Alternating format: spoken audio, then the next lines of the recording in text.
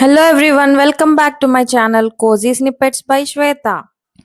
ఈరోజు మనం బయట రెస్టారెంట్లో దొరికేంత రుచిగా ఇంట్లోనే ఈజీగా చేసుకునే క్రిస్పీ బేబీకార్న్ రెసిపీ చూడబోతున్నాం. బయట కరకరలాడే కోటింగ్, లోపల సాఫ్ట్గా ఉండే బేబీకార్న్ ఒక్కసారి తింటే మళ్ళీ మళ్ళీ తినాలనిపిస్తుంది. ఈ వీడియోలో చిన్న చిన్న టిప్స్ కూడా షేర్ చేస్తాను. వీడియో చివరి వరకు చూడండి.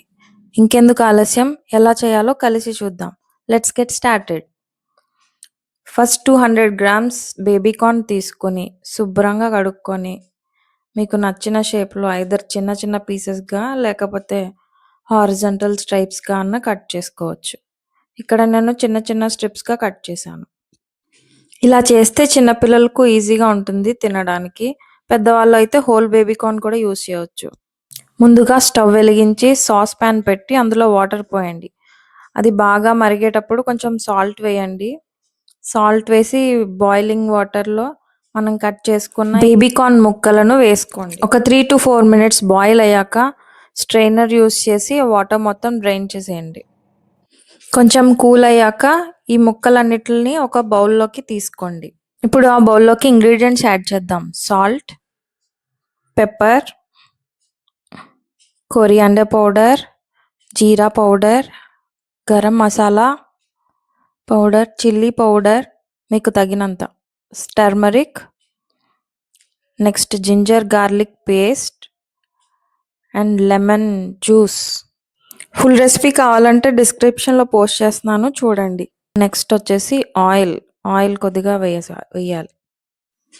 ఇవన్నీ ఇంగ్రీడియంట్స్ బాగా కలిసేటట్టు కలపాలి, మ్యారినేట్ చేయాలి కాసేపు. ప్రో టిప్ ఏంటంటే మనం ఈ ఇంగ్రీడియంట్స్ అన్నీ కలిపే ముందు బేబీకార్న్లో వాటర్ లేకుండా చూసుకోండి. ఇలా మ్యారినేట్ చేశాక corn starch or corn flour ఏదైనా యూస్ చేయవచ్చు. అదొక 2 tablespoons.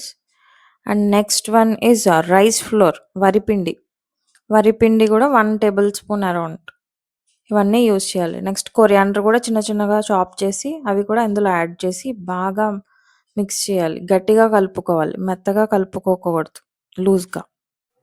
నెక్స్ట్ స్టవ్ వెలిగించి కడాయిలో ఆయిల్ పెట్టుకొని హీట్ అయిందో లేదో చూసుకొని మీడియం హీట్లో ఉన్నప్పుడు మన బేబీకార్న్ మ్యారినేట్ చేసినవన్నీ ఒక్కొక్కటిగా డ్రాప్ చేస్తూ ఉండాలి. అన్నీ ఒకేసారి వేయించుకోవద్దు, కొంచెం కొంచెంగా బ్యాచెస్లో వేయించుకోవాలి.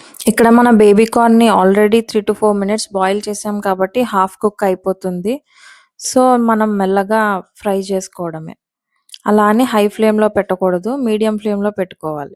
ఇలా గోల్డెన్ బ్రౌన్ కలర్ వచ్చేంత వరకు ఫ్రై చేసుకొని మనం తీసేసుకోవాలి. ఇందులో ఇంకా స్పైసీగా కావాలంటే మనం ఇప్పుడు pepper, chilli powder, chaat masala ఇవన్నీ కూడా యాడ్ చేయొచ్చు. లాస్ట్లో కొరియాండర్ అండ్ నువ్వులతోటి గార్నిష్ చేసుకుంటే మనకి ఎంతో రుచికరంగా ఉండే crispy baby corn recipe ready. Tea టైంకి, ఈవినింగ్ స్నాక్గా లేదా పార్టీ స్టార్టర్గా సర్వ్ చేసినా అందరూ ఎంతో ఇష్టంగా తింటారు. వీడియో నచ్చితే లైక్ చేయండి. ఇంకా ఇలాంటి టేస్టీ రెసిపీస్ కోసం కోజీ స్నిప్పెట్స్ బై శ్వేతని సబ్స్క్రైబ్ చేయండి. మీ ఫ్రెండ్స్ అండ్ ఫ్యామిలీతో కూడా షేర్ చేయండి. Thank you for watching.